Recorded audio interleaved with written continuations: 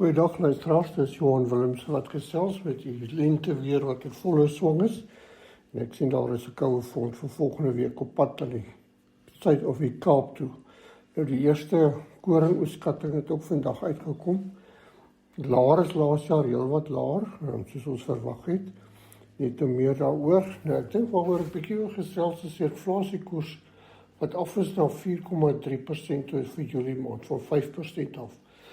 Nou, as jy gaan kyk, hoekom het dit gebeur, en miskien ek by sê, dit is baie goeie nuus vir die makro-ekonomie en rentekoers vooruitsigte. Maar op die oomblik, wat aan die gang is dat die boer die prys betaal vir hierdie daling in inflasie. Die voedselinflasiekoers is slegs 0,6%. Maar as jy verder gaan delf daarin en jy gaan kyk wat is die oorsaak daarvan, dan sien ons dis die primêre landbou wat die gelag betaal en die boer op die plaas van die opofferings maak dat voedselpryse so laag is. Nou om vir julle idee te gee, so voedselpryse 0,6% op, maar landbouprodusentepryse 10,3% laag, deel wat laag. As jy verder gaan kyk, graanboere se pryse volgens statistiek is 20% laer as 'n jaar terug. Vrugte en groenteboere ook heelwat laer as gevolg van die groter of beter winterprodukte wat gekom het. En vleispryse het ook met meer as 5% gedaal volgens statistiek SA.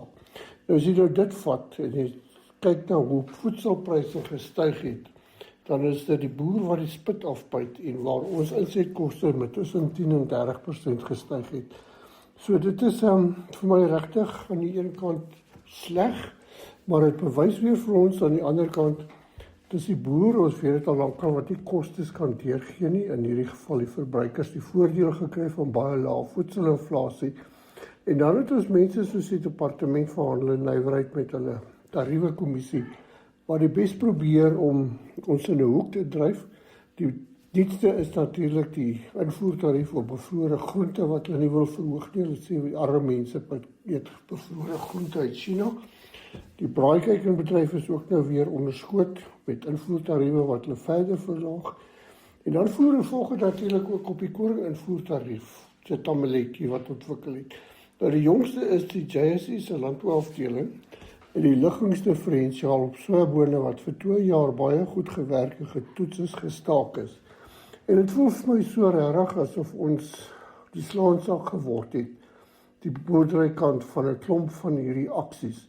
En dit dryf vir my na 'n gebrek aan gekoördineerde beleid, landboubeleid. Aan die een kant probeer ons boere vestig, ons probeer mooi praat oor die voedsel op die tafel, en aan die ander kant doen hulle bes om pryse laag te hou, en dis dan die boere wat in die hele proses die prys betaal of die kostes moet absorbeer.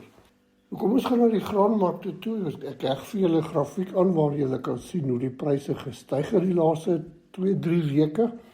Nou, ek lees bietjie uit Rabobank uit vir julle. Hulle sê toenemende geopolitiese spanning en weer verwante risiko's het pryse deur die hele landboukompleks opgejaag. En dan verwys hulle ook na die hoër kostes van energie, veral brandstof en kunsmis, en natuurlik waar ons verwag, brandstofpryse gaan nou weer in September styg. En dit het te doen nou met die Midde-Ooste en die Swartsee waar daar deel wat onstabiliteit nog is. Terloops, daar is dus berig uit Reuters gewees, dat omtrent 40% van die wêreld se olieaanbod kom uit lande waar daar konflik is. En dit sluit tot die Midde-Oosterse lande in. So dit is nou 'n ander probleem. Dan ook baie interessant in Europa, die Donau en die Rynrivier se watervlakke het so gedaal dat dit 'n groot beperking plaas op die vervoer van graan. En dis veral ook is dit wat nie deur die Swartsee kan uitgaan nie, wat nou deur Europa moet gaan. So dit alles saam is dat die Amerikaanse verwagte mielieopbrengs heelwat kleiner gaan wees volgens privaat skatters, heelwat kleiner as die USDA sin. Dit beteken hulle balansstaat gaan knapper word. En dit volg ook op 'n 30% verlaging in Frankryk se mielieoes en wat daar of opbrengste liewer. So daar is min wat nou dit kan teewerk op die oomblik bietjie oliesade wat min of meer in balans is, maar dan sê die mense ook baie belangrik El Niño is hier om te bly. El Niño is besig om redelik sterk graanpryse op te stoot en ons gaan dit in die volgende ruk verder ervaar. En dan natuurlik moet 'n mens hier byhak dat die tondelaars vir my spekulante is besig om groot posisies te bou om voorraad te koop, pryse te koop en alles wat daarmee saamgaan. Tussen rand redelik sterk onder R16 per dollar. Dan brandstofpryse soos gesê R3 per liter op volgende week vir al diesel. Olieprys wissel maar heen en weer, maar ek wil weer sê en dit wys vir jou dat nou ook die knyp begin nou deurwerk op graanpryse op Chicago, wat jy kan sien op die grafiek hoe dit gestyg het. So vleispryse begin ook 'n bietjie pyn ervaar, begin daal, terwyl sojabone en sonneblompryse ook weer skerp gestyg het. En dan die onverwagte ene in hierdie agtergrond is die nuwe oeskatting van mielies het donderdag uitgekom, woensdag liewer, 17,4 miljoen ton, dis met 100.000 ton vergroot, en dis vir al die witmielies wat nou op 9,5 miljoen ton geraam word, wat groter is. Nou al wat dit beteken, ons uitvoerraad hier in Maart volgende jaar, April, gaan nog groter word, en veral met uitvoere wat nie vloei nie. So is 'n hele groot ommekeer in die graankompleks aan die gang wêreldwyd, vleese oor El Niño vanaf rys tot palmolieproduksie tot suikerproduksie, en ons begin dit nou in die pryse sien, en dan natuurlik voedselpryse waar die boer op die oomblik die gelag betaal, maar pryse het reeds begin styg op grondvlak. So ek dink ons voedselinflasie gaan heeltemal verander in die volgende klomp maande. Kom ons vat 'n advertensiebreek en kom ons terug. Dis weer oesversekeringstyd. En soms is dit moeilik om die komende seisoen se besluite te maak terwyl jy moet navigeer tussen verlede jaar se haalskades, die komende seisoen se verwagtinge en dan boonop al die verskillende bybetalingsopsies wat vir jou voorgelê word. Skadegenade het ons nou sagte ware wat jou kan help om die verskillende bybetalingsopsies te vergelyk vir winsgewendheid deur werklike haalskadesyfers van vorige seisoene te gebruik. Ja, jy kan daardie heel slegste haaljaar se skades nou binne die verskillende bybetalingsopsies toets. Hierdie gereedskapstuk het die potensiaal om vir jou 'n goeie basis te gee ten opsigte van watter versekeringsopsie die beste moontlike een mag wees vir jou boerdery, op jou grond en in jou area. Kontak gerus 083-630-8306 vir meer inligting. Skadegenade is 'n finansiële diensteverskaffer met lisensienommer 51779 en steeds die beter manier om jou risiko te bestuur. Welkom terug luisteraars, en natuurlik dankie aan Skadegenade. Gesels met hulle asseblief. Dit is tyd om geld te spaar. Nou pryse soos ons sê, te skerp gestyg. Julle sien hier in die grafiek wat het gebeur.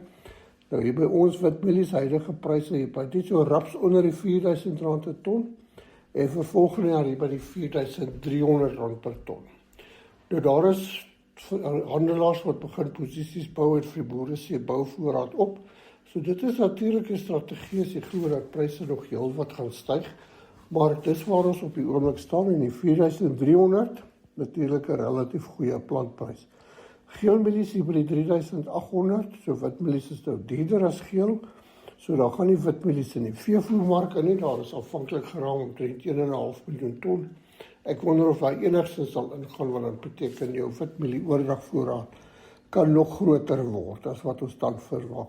Nou volgende jaar geelmielies hier by R4.000 per ton Julie maand se leweringsprys. Nou teen die huidige prysvlakke, goeie plantprys vir volgende jaar en kyk maar wat jy daarmee kan doen. So ja, Oos-Transvaal, die boere is ook gereed om te plant.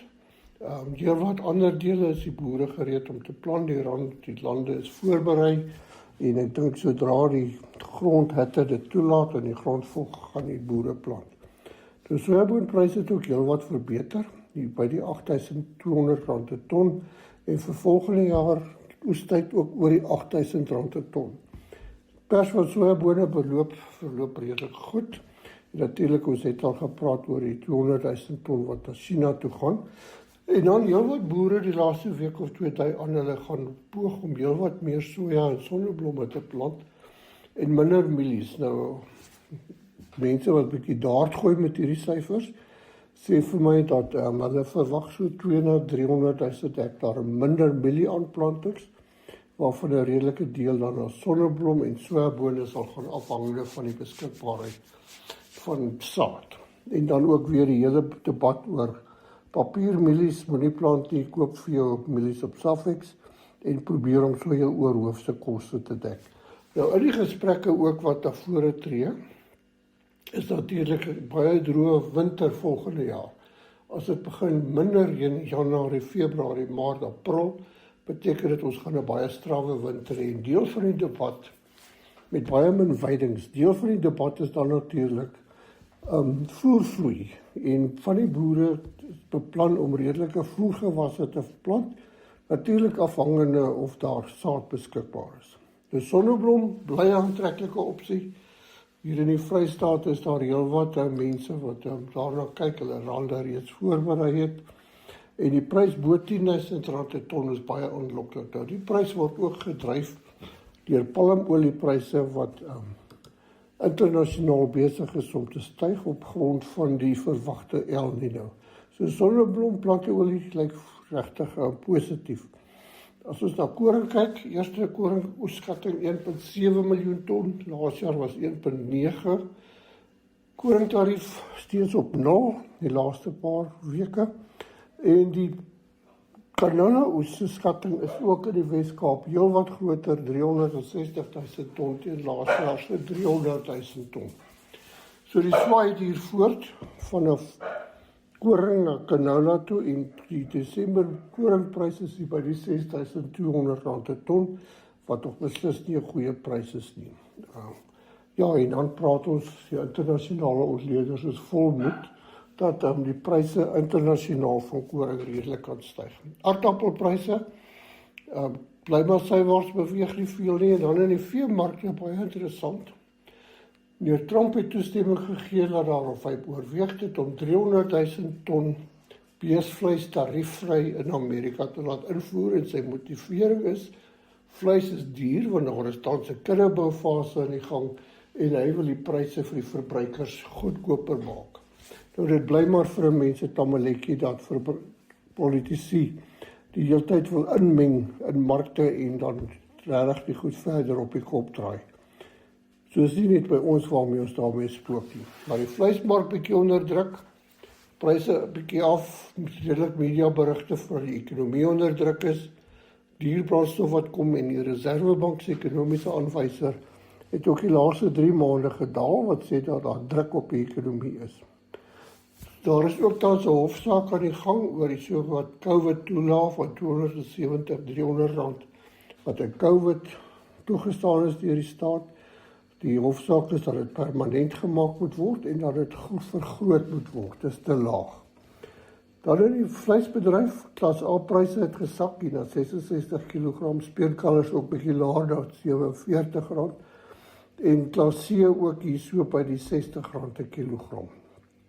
So daar is druk op die pryse. Lamvleis ook klein bietjie laer, onder die R110 per kilogram. Dit is daarom nie te erg nie, maar ek dink die groter dilemma is veidings vorentoe en natuurlik ook boere het die vee afgehaal van die oesreste, want grondvoorbereiding het te begin. Nou die eerste wolveilings het ook afgeskop vir die seisoen. Pryse 6,3% gesak, blykbaar heelwat minder as in Australië. En die gesertifiseerde wol aanwyser is R260 per kilogram, so dit is daarom nog 'n goeie prys. Dan varkpryse bly onder groot druk, hier by die R29 per kilogram varkvleis liewer. Dit is onder die gelykbreek is by die R32 per kilogram, en met voerpryse wat verder styg, is daar redelik druk wat daar opbou, terwyl die hoenderpryse ook, die bevrore hoenderpryse ook onder druk is. En dit alles is maar net 'n teken dat die ekonomie onder druk is, verbruikers is onder druk. So ja, en nog 'n brandstofprysverhoging is beslis nie goeie nuus nie. Nou dis die nuus van Johan Willemse, geniet die res van die week.